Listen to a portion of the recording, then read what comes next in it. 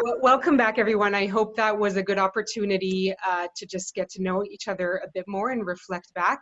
And now we're going to move on to the meat of this webinar, which is a lecture from our guest speaker, Noam Alon. So the topic this week is communications. And as Miki will explain and share, basically in one way or another, we are all communication managers in our personal life and in our professional lives.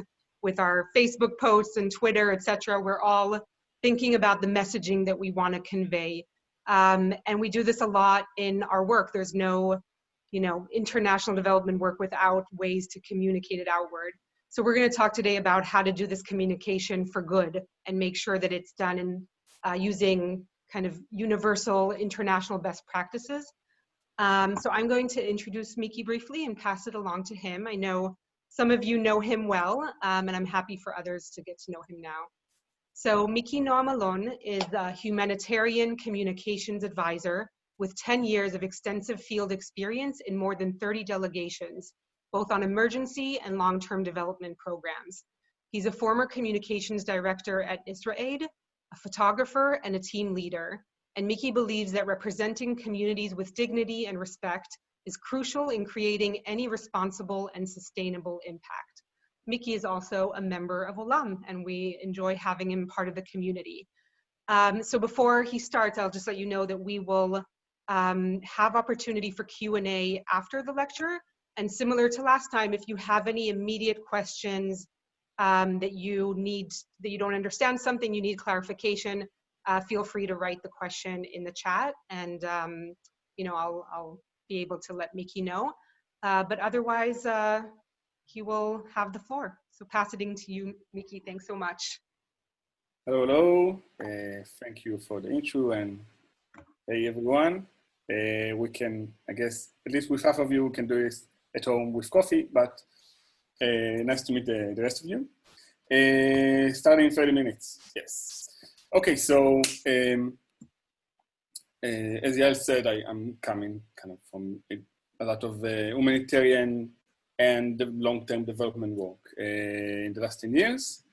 And I would assume, it's good to say that when I started, things looked very, it was, I came to do something that I really believed in and I wanted to do all my life. I was in scenes that I thought, man, that's just like the photographer's dream. That's like National Geographic, that's what I'm doing. And it took me a lot of time, a lot of practices, and many encounters with real people to understand the complexity of things and to understand, to be critical of the way I'm doing things and I want others to do. And that's what we're trying to see today.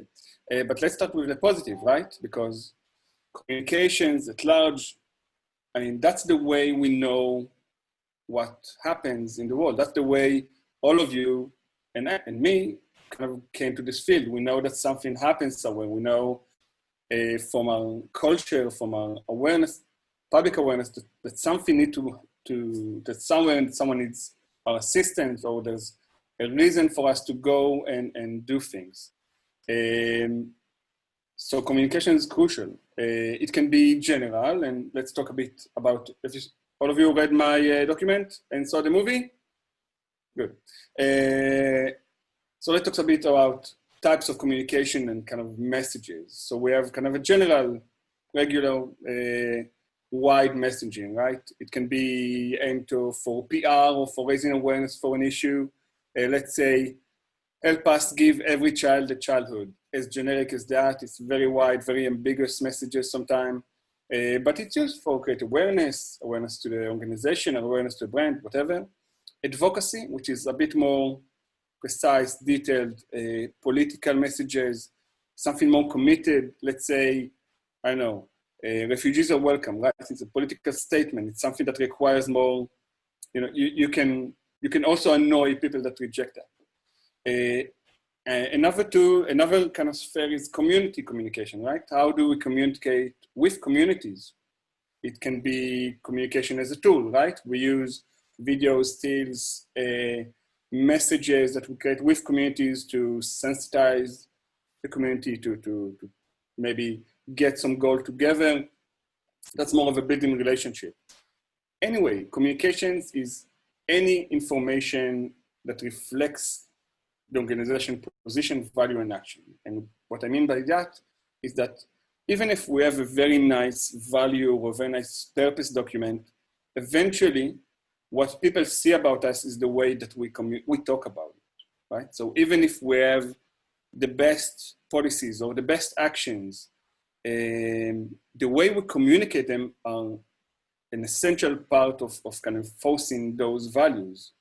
And in my sense, it's critical because we sometimes use communication as an afterthought. In reality, it's just kind of much more entwined to what we do. It can be impactful, right? We can impact, we can change policies, we can raise awareness, we can do a lot of amazing things. It has consequences. If I'm doing something, the way I talk about someone can have a real effect. It can do harm, it can do good. Every one of us is a communicator, right? We all share posts and write and talk with friends.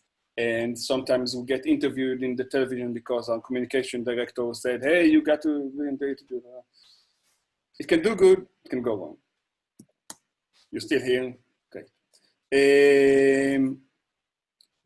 The problem that we're facing today, and I think that's why communication is so important, is there's a huge mistrust in the whole humanitarian system, and frankly also in the kind of, let's say, long-term development sector, right? In the sector of organizations that go and do something good elsewhere. You all heard about things like the Oxfam scandals in South Sudan, or the way people think of organizations as kind of, they're spending tons of money, they're inefficient, they're getting tons of salaries, they're racist, all of different, there's a lot of criticism against it. And sometimes that criticism, like, we deserve it. I mean, we can do projects that fail. We know that that what we do is complicated and messy, and we don't always have a way to guarantee its success. But when we come to talk about it, we always try to make it much more beautiful and impressive than what it is, and that's a challenge. But I don't want to get you too much, don't want to be too much of a bummer. The role of someone in this field is, let's think about it as a witness, right? There was a big debate in MSF, Medicine Sans Frontières. There was a big dilemma when they started back in the 70s, and I think someone even said something similar in the case studies. Whether where silence is a condition to our efficiency, right? We came to do something, we're very ethically committed to it, and we don't need to talk about it. There shouldn't be any press doing medical work. It's not inappropriate. That's one side. And the second side was, by being silent, we can support misinformation. We can support mistake. We can even legitimize atrocities. And that's true, right? If I'm seeing something completely wrong or horrible and I don't share it with others, then other people, A, can support, B, people can have the wrong message of what's going on. The political level can kind of, say whatever they want. And that's a dilemma. And of course, today, we understand that the role, our role as witnesses, as communicators, we have a certain integrity, right?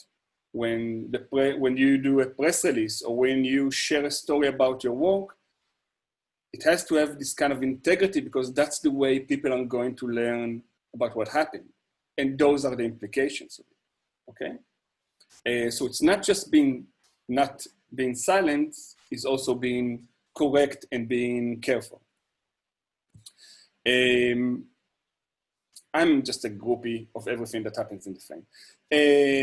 Riela Zulai, she's an Israeli researcher, had this idea that photography is a civil right? There's a civil contract happening in photography. When I document someone and when I'm sharing the story, for example, I can allow this kind of moment of them being present in the general discourse, right? When you think about our work, is competing with, I know, desserts on Instagram. I mean, that's like the truth we're struggling with, right? But on the other hand, having those voices and having people visible in this sphere of global communication is not just that's part of civil participation. That's even a human right. Okay, let's try to think about this way. And I like this picture because this is a project by a couple called themselves Chopped Liver. They went to document 12 type of modern ghettos. And what this guy is doing is, if you see the cable here, this cable is a release cable, and he has the ability to take the picture in any moment he wants and in any position, okay? No one can, he's the only one to decide how he wants to be portrayed, and that's freedom in a place that has no freedom at all.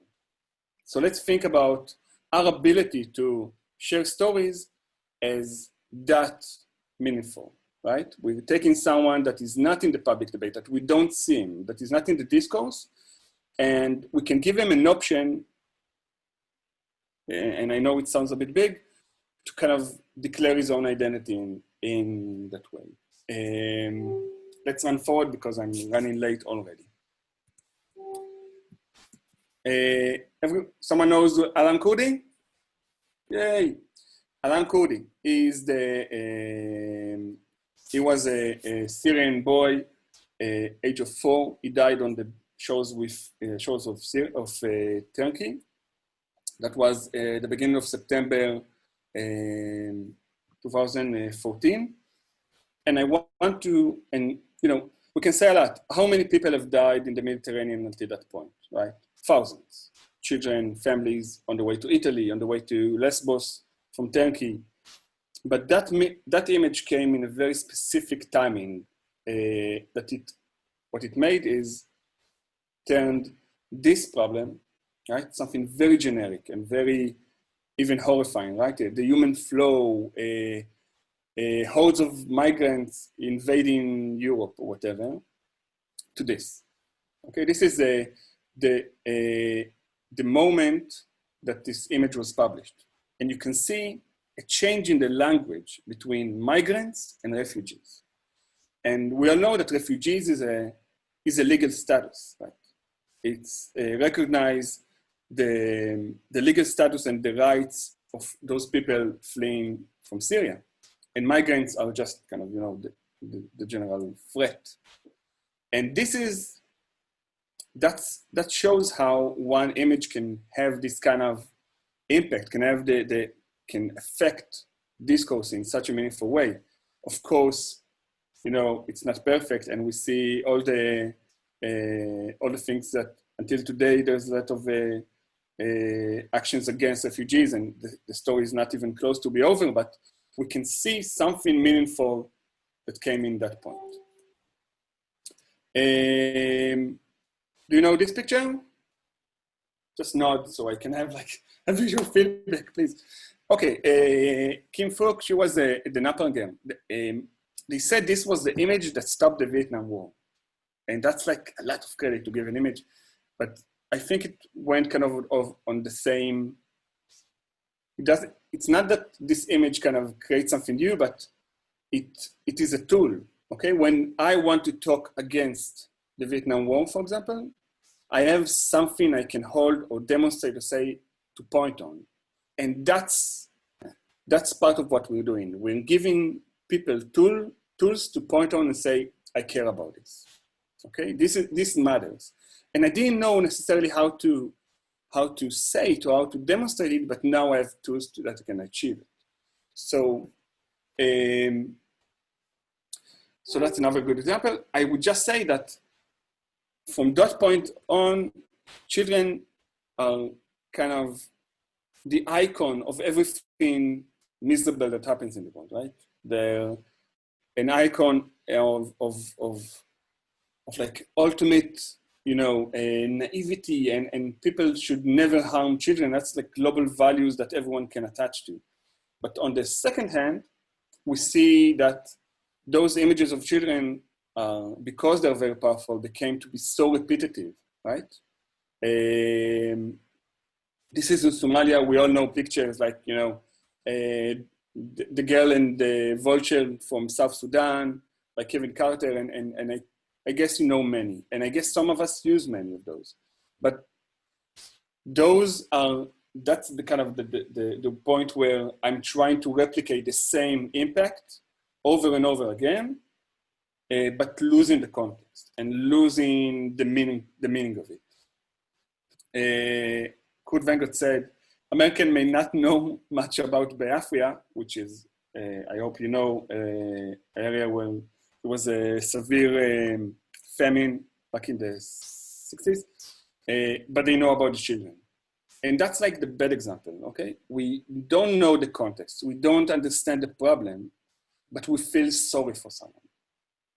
And that takes part of our ability to do something about it away. Because all we know is that we feel sad for someone, and maybe it's our responsibility, you know, if only we text the number and give $10, we can save someone and we can feel very sorry for them and we can kind of push this empathy button very, very strong, but we don't understand the context. What got this child into this situation, right? Who's to blame? Who's responsible? What's the political context? Does $10 really can save a child? Does it? I mean, they can't. And you know, sponsor a child. That's like a big statement. That's a position of power that is, I have goosebumps just to think about it. Should we sponsor a child, someone else's child? That's like a horrible misunderstanding of the situation. To some extent, children, and I guess many of this kind of aid development images of poor people, they became backdrops to content, right? This child, those kids are generally poor, and we don't even care who they are or what their story is. They're generic backdrop for a donate now button, okay? An African child, out of context. WFP, like, that's supposed to be a very big, respectful organization, no? This is just a backdrop. It's a visual asset. It's something that you have in this folder somewhere and you can just kind of, oh, I need something bluish and maybe on the side and then check. And this point of like power and missing the context, it reflects also to people that came to the field. And of course, all of you are very smart people and very critical and dignified. I would never suggest any one of us is doing something like that. Like this is from Humanitarians on Tinder. It's one of my favorite kind of a blog where people actually post their pictures with kids, their savior position and something to show, you know, in Tinder, like what? Yes, but that happens. Okay, running forward. So if I want to kind of conclude this part, I want to kind of set a scale between two edges of the problem of missing the context, of missing the details and why it's important. On the one hand, we have kind of these negative visuals, right? Dehumanizing, poverty porn, severe issues, stereotypes, getting this kind of very push the emotional button on one hand, and we see these images of malnourished, suffering children or whatever, and we know that's bad. But the second part is that we have these positive visuals of celebrities and people smiling and smiling children. And that creates a similar problem. I mean, it's still, okay, it's like, I'm not doing poverty porn, I'm doing smiling children porn, I don't know, but they're still out of context. They're still missing the nuance. They're still very generic. They're stereotypical nonetheless, right? So I think the place that we want to be is a place that we are committed to that context, and we're committed to the nuance, and we're committed to the dignity of the person that we're going to document and share a story. I'm a photographer, so I like to talk about images, but language is not is important nonetheless. Okay, we have like Now what, let me show you, it will be more fun and easier for me. This is an ICRC video I saw a couple of days ago. And when I play it, it runs. No? Hey. Yeah, you saw that it worked, right? Just a minute ago. I don't know why it's not working now. Okay, so what this video is trying to do is trying to kind of see how reframing language can have an effect, maybe not say suffering, but say, ask yourself what's going on. You know what, we'll just ignore it. I'll send it to you later, it will be more fun. But the language we use, right? We use field world to describe the places that we work in, like the developing countries or whatever. And that's a very, colonial perspective of how do we differentiate between those countries. And today, the language is the global south, but it also has kind of more economical context. Anyway, we need to understand, like, how do we define the countries that we work in, okay? Migrants and refugees, we talked about it. Victims or survivors? What's the difference between victims and survivors, right? Victim is someone which is endlessly going to be suffering and is nothing but someone that suffers and atrocity. The survivor is a different position of power, right? I survived something. I have my own strength, I have resilience. I've been to someone and I'm still here. Beneficiaries, right? Is that the relationship that we want to talk about people? They are beneficiaries of something? Or they people or maybe communities or partners? Are we collaborating with them? I mean, how the language reflects that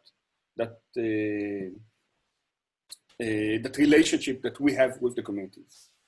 And language that we see, this is an image from a refugee camp in Tanzania, by one of my favorite photographers, but leave that aside.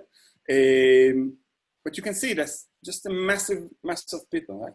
Just again, the very general, like, it's good to explain the big problem, but what it causes is the language used in press is a regular round of tribal bloodletting, right? In Africa, calling it the heart of darkness, and narrowing the whole perspective of the problem to somewhere very stereotypical. And the risk by doing that, and I think we all kind of experience that when we talk with donors, there's this kind of compassion fatigue. The donors, we come to them on and on with very problem that sounds very familiar, right? And they're getting exhausted, and people are just, they can't see it.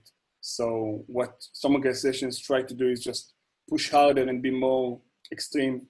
I recently talked with an organization in Israel, I won't say his name, but it's kind of one of the big, and say, listen, I had a very rough year, and this year, I know it's not good, but I'm going to push the button, I'm going to be very dirty, and I'm going to try, to be very emotional, doing very good Facebook campaign, because I need to get to my financial, budget.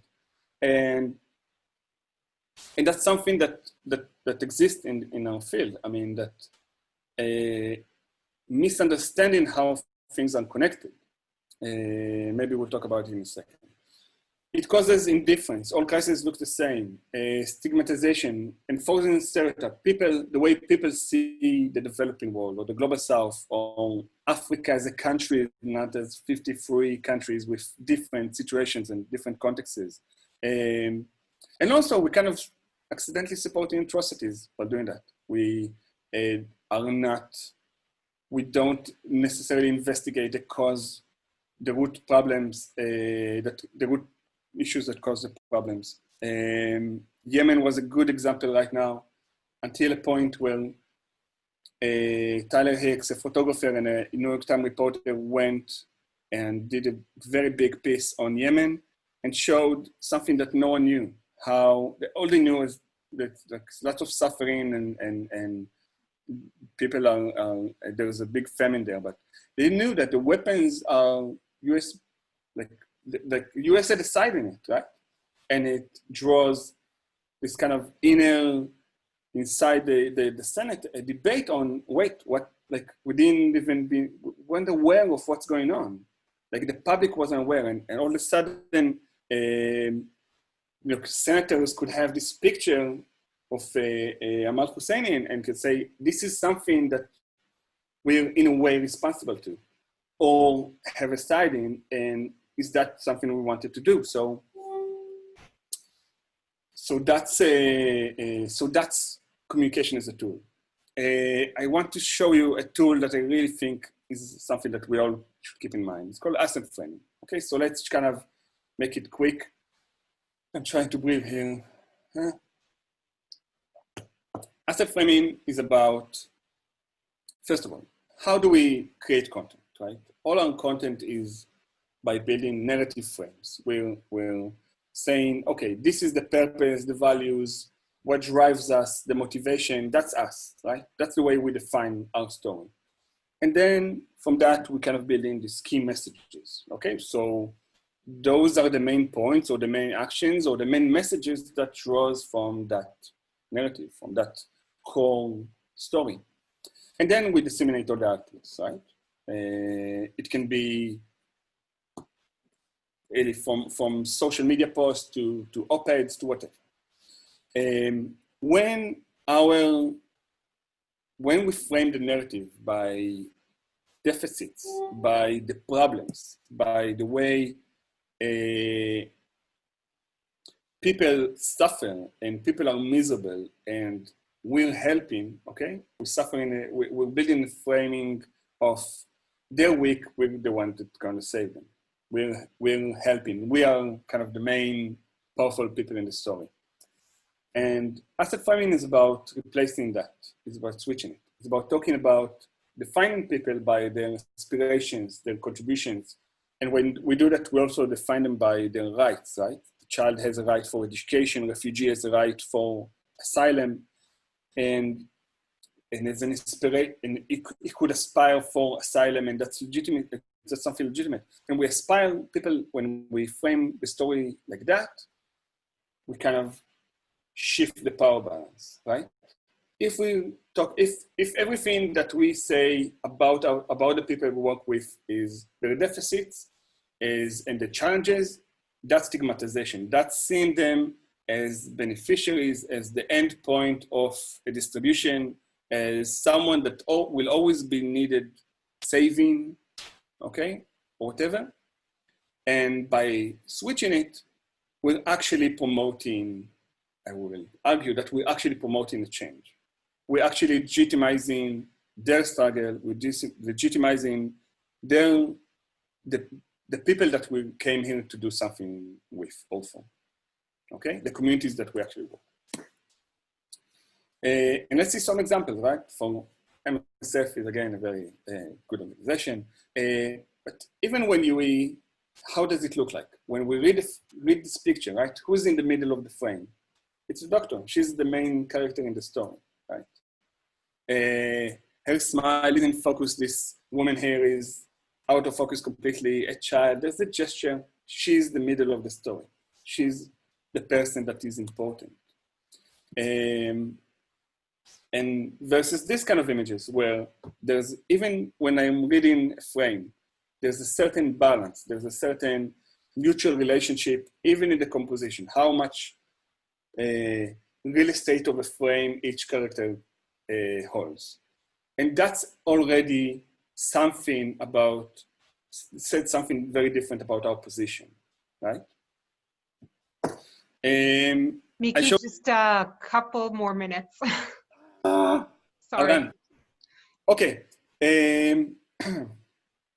Amazing. Okay. Go see the lecture I sent you about a single story. Okay. But all I'm saying is that when we come to document or we come to share a story, we already know in our head what we're going to say. We already seen it 1,000 times before and we come very prepared for it. And it's very difficult to make that switch, to create a different story, to find different narratives, to find stories that are more interesting and surprising and are not common, and they show people for what they are. And that's also much better in communication. And quickly, one like thumb rule is that we need to imagine, if that's all you do, just when you create something, imagine that the people that you're talking about sees it. And they are, right? Even in Kakuma, 70% of the refugees have cell phones. If I'm writing something about them or taking a picture of someone in the community, they will see it. The days that a photographer went for somewhere in Africa and get a picture in National Geographic and that person would never see it are gone. We're in a much more closer relationship right now. And that can also affect it can affect our communication with the community, right? So let's say I'm documenting picture, saying something about someone, and here we coming for issue of people of concern, right? This is where communication can actually do real harm. Let's say protection, okay? I have a gender-based violence project, and I'm documenting the survivor of a rape. And I'm writing something about her, and someone, an attacker, will see it. That's extremely dangerous. If I'm, for example, documenting children or documenting refugees, and they are in risk because their families are still in Syria being targeted, and they see that kind of communication, that can be really bad. Are we thinking about people with disabilities? Are we thinking about people, about host communities and refugees? Are we thinking about children, and when we document them, what it does to the parents in this authority, or what it does to this child to be the poster for every campaign we do in the next 20 years? Those are concrete to know how. Consent.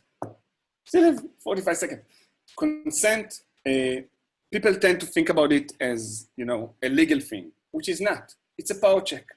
It's my ability to give someone verbal or written ability to say no, or to control the use of the image.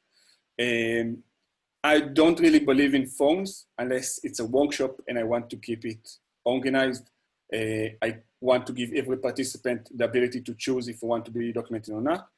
But verbal, truly understanding where it goes. Many times communities are part of this game. They know, they know. Sometimes I've been in many situations that people want me to take their photos because it feels like it's important for them. And I can give them that, we can do it together. And that relationship is important. And consent can make sure that we do both in the same page. Yael, I have a minute? Yeah, you have 2 minutes even. Yes. Let's talk about a few takeaways from this session, okay? So, thoughtful communication are impactful. And I'm saying thoughtful because if we don't understand that we need to invest in it, we need to be thoughtful in the way we disseminate information and disseminate picture and use visuals. That's the places that we can cause harm, concrete harm. But also those are the opportunities. What I like to do is to produce just better content, to always strive to produce more, better, and have more tools to work with. If I'll be lazy and I go to a stock thing of whatever to get pictures of my work, that's horrible. I need to get in my system the way I collect material. So improving the intake will create less compromise and will bring me more tools to curate and choose from. When I'm doing videos, I don't come with a script. I'm having real conversations. I understand the context. I understand all the elements of the story, but I allow people to give me their own perspectives. And that allows me to A, give them a real place, and B, listen to much more beautiful nuances, right? Like I interviewed a refugee and she talked about most annoying thing in the camp was that she gets this ready-made food and she can't cook for her children. Like how important is that? That a woman or a mother feels like she wants to have her own cooking for her children and not this kind of ready-made meals. And that gives you some like another layer or another understanding of what the problem really is. And I have tons of those stories, and I won't touch them now. We always need to understand the context, the sensitivity, the dynamic, right? Do we really understand how to share a story in a way that understand the political implications on our work, okay? The relationship between communities, are we giving fair exposure to all the stakeholders in the project? Okay, we don't want anyone to get involved or feel left out. Protocols. It's not bureaucracy, just have clean guidelines and training. Everyone that's coming into the system understand the do and don'ts. They exist everywhere, and I can help you easily create your own. When I'm sitting with other professionals, or when I'm sitting with people in my team, and I take communication inside, I consider it as same as log frame, as same as any other action I'm doing, in the sense of implications, in the sense of consequences. Then I can reduce the amount of risk and harmful situation I can tackle or create. And the thing like the most, if I'm talking about an issue, when I'm involved in the community, or when I'm representing the community in a voice that they are much more in line with, or we're creating it together, the ability that they will feel proud in it, the ability for me to feel much more like, okay, we're in it, we're just in it together, and separating this us and them thing, I just think doesn't work. A bunch of resources, Radiate, please go and see those guys. They're amazing, although they closed the project, but every film they do is just pure gold. There are a lot of protocols, if you know the AAP, the accountability for affected population, and it sounds like a very professional tactical guide, which it is, but you need to understand, it helps you understand the risk and assess the damage or the points that you need to be careful about, right? As I mentioned, GBV or child or whatever. The way I can go through and create also opportunities for better stories. The communication network is amazing. Save the Children, they have this kind of safeguarding children in comms and media work. Great tools. You've seen the campaigns earlier. I'm not sure the media guys read the same protocols, but it exists. I think that's it. And now I can catch up my breath. Thank you.